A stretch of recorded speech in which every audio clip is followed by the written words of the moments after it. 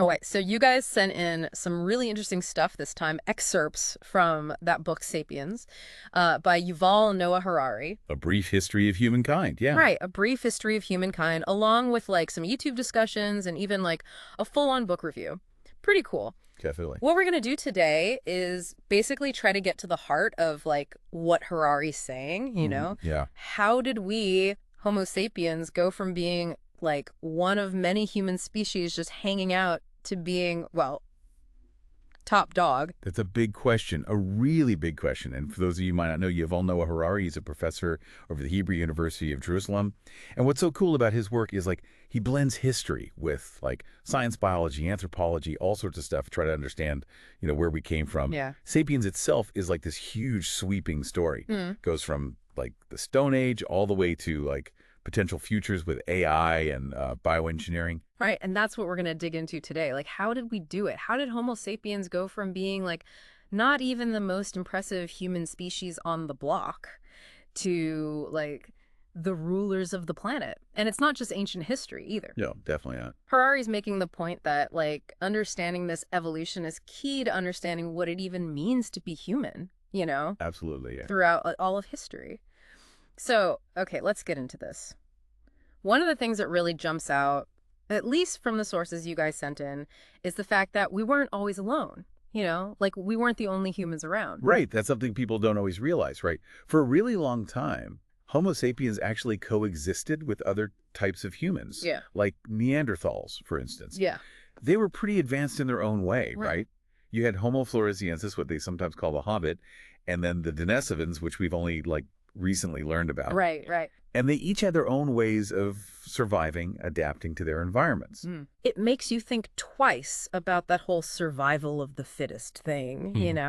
I mean, some of the sources even mentioned, like, Neanderthals sometimes had bigger brains than us. Yeah, they did. So, like, what happened to them? Why are we the only ones left? Yeah. The sources you guys sent in, they kind of lay out a couple of main ideas about this, you know.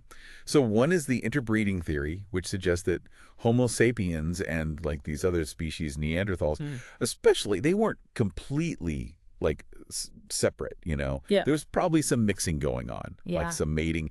And actually, when scientists look at ancient DNA, they found these genetic markers that are shared between like modern humans and Neanderthals. Oh, wow. So it definitely happened, though probably not super often, I guess, because of biological differences. So not exactly like one big happy human family. And then there's that other idea, the one that's maybe a little less, Yeah. you know, Friendly, friendly. Yeah. competitive, The replacement theory. right? The replacement theory.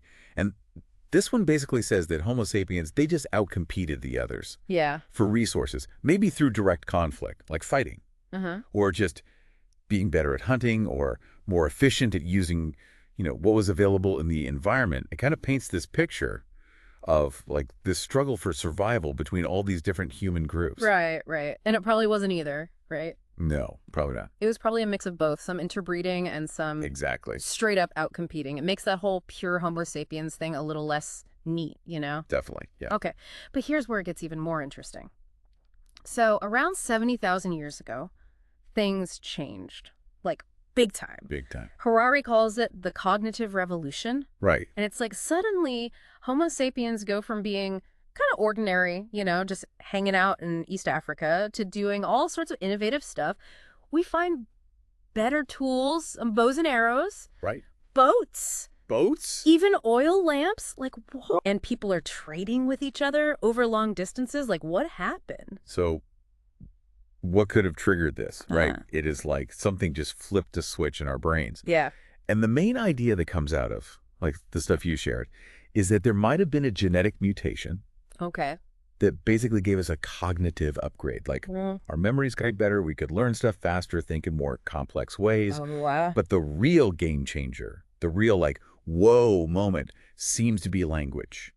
And not just like basic communication. you know? Yeah. Like, hey, look out for that lion. This was something different. Right. This was sophisticated. Right. This was the ability to share like really complicated ideas, to plan things out in detail.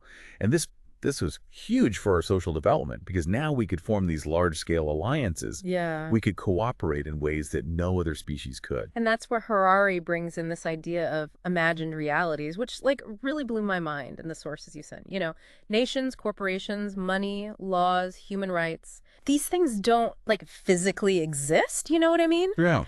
But they have so much power over our lives. One of the YouTube discussions you shared, there was this quote from Sapiens that really stuck with me. Yeah. It said, "There are no gods in the universe, no nations, no money, no rights, no laws, and no justice outside the common imagination of human beings." Like, whoa! It really makes you think about like how much of our lives, how much of our world is built on these shared beliefs, these things that we all agree on, even though they're not like physical realities. Yeah.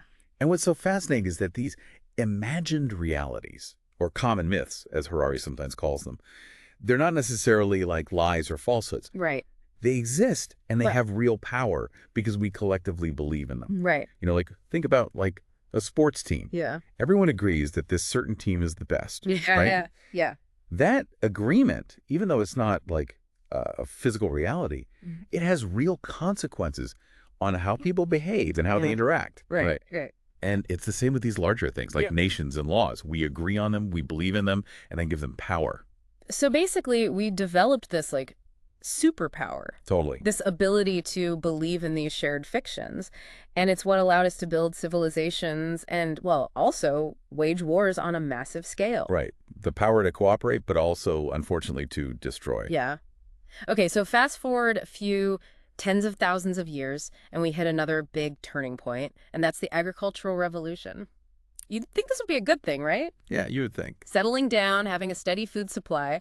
But Harari kind of throws us a curveball here. He does. It's actually one of the most interesting parts of the book, I think. He actually calls the agricultural revolution history's biggest fraud. Whoa. Yeah. And that audiobook summary you sent, it talks about this luxury trap idea. Yeah. Like, agriculture was supposed to make life easier, right? But in a lot of ways, it made it harder. Huh. More work, a less diverse diet. Suddenly we're all about those cereal grains. Yeah. And because we're all settled in one place, diseases spread more easily.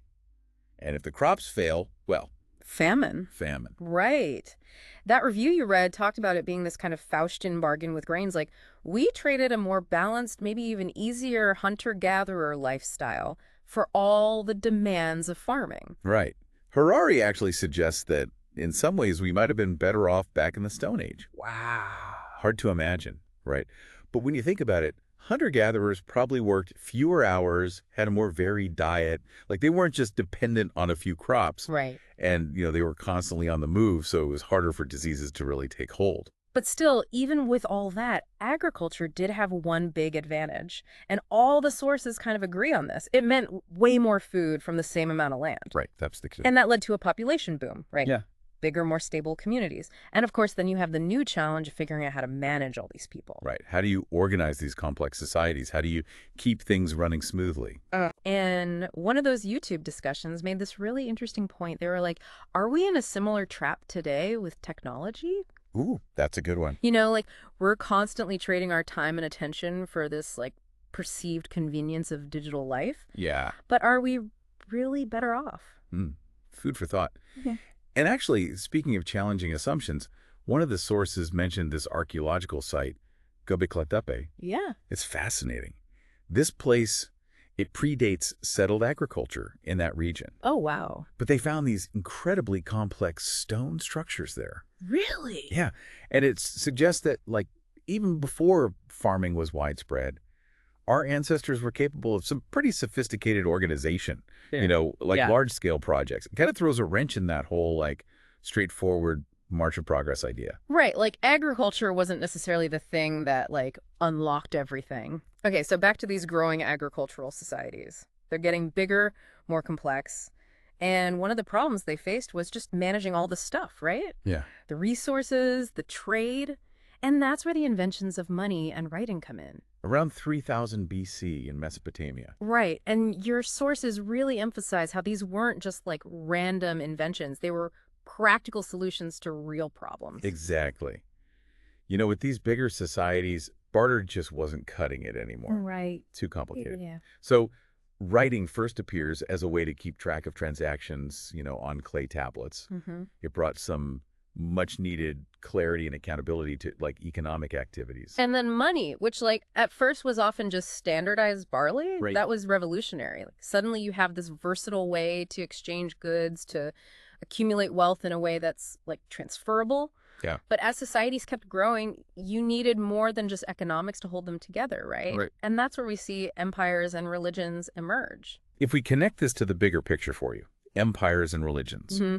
they provided these overarching frameworks, right, for unifying these huge, diverse populations. Yeah. Empires, they had these centralized laws, these administrative systems, they brought order. Right. And a lot of times they legitimized their authority by claiming like a divine mandate, like, hey, the gods chose us to rule. Right. And then religions, like one of your YouTube transcripts talked about, Islam is a really good example of this. They spread these unifying belief systems across different cultures, Yeah. creating these shared identities that could like transcend those local differences. Right. And it's funny how empires and religions, they often kind of work together, right? Oh, yeah, Like religious beliefs could give legitimacy to imperial power. absolutely. So it's interesting, this whole shift, this move away from those smaller tribal instincts to these larger imagined communities like nations. And here's a wild thought for you. This shift might have actually contributed to a decrease in overall violence over the long term. Like one of those YouTube discussions mentioned this stat from 2002, and it said more people died from suicide than from war and violent crime combined. Well, that's striking. Right. So it's like as our sense of in-group expanded, from those small tribes to these bigger, more abstract things like nations, maybe the nature of conflict changed too. That's a fascinating idea. So, like, even though we still have wars and violence, statistically, when you look at the really long arc of history, maybe things have actually gotten less violent overall. Right, right. Okay, so we've gone from solitary apes to like these global societies, all interconnected. But of course, the story doesn't end there. About 500 years ago, there's another massive shift, the scientific revolution. And this isn't just about like new gadgets and stuff. This is a fundamental change in how we think about the world. Exactly. It's a shift toward empirical observation, like actually looking at the world and seeing how things work. Right. And then testing those observations through experiments. Right. And maybe, even more importantly, it's what we might call the discovery of ignorance, like admitting that we don't have all the answers, Yeah. which was huge. This new way of approaching knowledge led to all kinds of advancements. Like, for instance, think about the huge decrease in child mortality rates. Yeah. Had a massive transformative impact on human life. And of course, the European powers, they saw the potential in all this, right? Right, the economic potential. Yeah. They started funding scientific exploration like crazy. Like, think about Columbus's voyages. Yeah. They were driven by this idea of, like, finding new trade routes, new resources, all that. So it really shows you how this new scientific mindset could drive global exploration. Yeah. And the acquisition of resources on a massive scale. Right, right. But your sources also point to another revolution that's happening right now, and this one could be even bigger. The biotechnological revolution. Yeah. And Harari suggests that this might even signal a change in what it means to be Homo sapiens. Yeah, and this is where things get really interesting Yeah. and maybe even a little scary. Yeah. Harari argues that this biotech revolution could lead to the creation of, like, bioengineered post-humans. Beings with abilities we can barely imagine. Right. Maybe even beings with radically extended lifespans, sometimes called immortal cyborgs. Immortal. Yeah. And the book review you sent, it talks about how, for centuries, humans have been obsessed with overcoming death. Yeah. But now, with bioengineering, we might actually be on the cusp of being able to engineer our way out of mortality. And it's not just some like far-off sci-fi idea anymore. No, not at all. One of the YouTube discussions you shared, they talked about this glowing bunny, Alba, Yeah, Albert. an albino rabbit that they engineered to glow in the dark. Exactly. And it just shows you how quickly science fiction can become science fact. Yeah. We're talking about the potential to actually direct human evolution. Yeah. Right. Through bioengineering to decide what traits we want, what abilities we want. It's mind-blowing. It's huge, right? Like, what does it even mean to be human if we can just change our biology like that? What are the implications? It opens up so many questions. It does. It raises these huge questions about, like, the definition of humanity. Yeah. About the ethical implications of these kinds of technologies. Right. The possibilities are immense. but so are the potential problems, the unforeseen consequences. Right. Okay, so through all this progress, the cognitive, the agricultural, the scientific, there's this one question that keeps popping up in the sources you sent. Like, has all this actually made us happier? Yeah, that's the big question, isn't it? All this progress, all this advancement, has it actually led to more happiness? And, the research suggests that it's complicated. Like, our material living standards have obviously improved, right? Yeah. But when you look at long-term happiness, it seems to fluctuate around a baseline. It often returns to this relatively stable level, even with big changes in wealth, health, knowledge. So even though things are objectively better in a lot of ways, we don't necessarily feel any happier. Right. The book actually uses the example of the French Revolution. Oh, All yeah. this initial optimism, liberty, equality, fraternity. Right. But then it all dissolves into chaos and turmoil. Yeah. And it's like this pattern repeats itself throughout history. Mm-hmm. We see these bursts of progress, but our happiness levels tend to revert back to this baseline. It's almost like we're on this emotional treadmill. And the review you shared, it talked about how money, it only seems to have a big impact on happiness when it lifts people out of poverty. Right. Beyond a certain point, more money doesn't really equal more happiness. It seems like there's a limit. And Harari even goes so far as to say that in some ways, life for Homo sapiens today might actually be worse overall than it was 15,000 years ago. Yeah, that's a tough one to swallow. Ah. But it's worth considering, right? Like, we have all these modern comforts, all this technology, but we also have so much stress, so much anxiety. Yeah. We're more isolated from each other in a lot of ways. Yeah. And Harari doesn't shy away from pointing out these potential downsides of modern society. But he also acknowledges, that we humans were incredibly resilient, like emotionally resilient. It's kind of built into us. Right. And it's important to remember that all this progress, all these benefits, they haven't been evenly distributed. Yeah. Some people have definitely benefited more than others. So experiences of happiness can vary a lot depending on, where you are in the world, what your social status is, all of that. Okay, so where does that leave us? What about the future? Right. Well, Harari talks about this potential second cognitive revolution. Right. Driven by this new ability we have to, consciously design our own evolution through science and bioengineering. Right. And the sources you sent, they talked about all these advancements in bionics, like people controlling prosthetic limbs with their thoughts. Yeah. And all the research on extending human lifespan. They're actually having some success with this in animals. That's incredible. It's wild. But again, it brings up all those ethical and legal questions we were talking about. Like what are the limits? Yeah. What are the unintended consequences? Right. And it leads to this really mind-blowing conclusion, which is that Homo sapiens, because of all these changes, we might actually evolve into a whole new kind of being. Right. The lines between biology and technology are getting blurrier and blurrier. That quote from one of the YouTube discussions really sums it up. Yeah. We're now beginning to design our own evolution. What will we become? It's a question that should make all of us pause and think,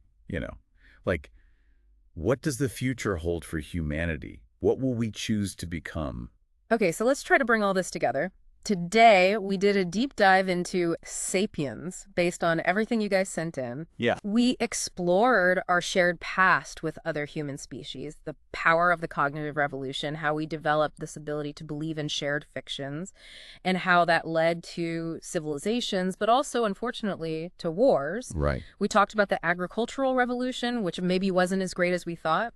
Yeah. Money, writing, empires, religion, all these things that helped us create these large-scale societies. Right. And then we talked about the scientific revolution, the biotechnological revolution, which are still unfolding, and how they raise all these ethical challenges. That's a lot to take in. It's a lot. And we also explored this fundamental question of whether all this progress has actually made us happier. And the answer seems to be, it's complicated. Yeah. Sapiens really challenges us to think about our assumptions, about society, about our origins. Yeah. One of your sources described it as a philosophical meditation on the human condition. And I think that's a great way to put it. Harari's making the point that a lot of what we take for granted, a lot of what we think of as real and fundamental about human culture, it's actually a construct. Right. It's an imagined order that we all agree to believe in. So here's a final thought for you guys to really ponder.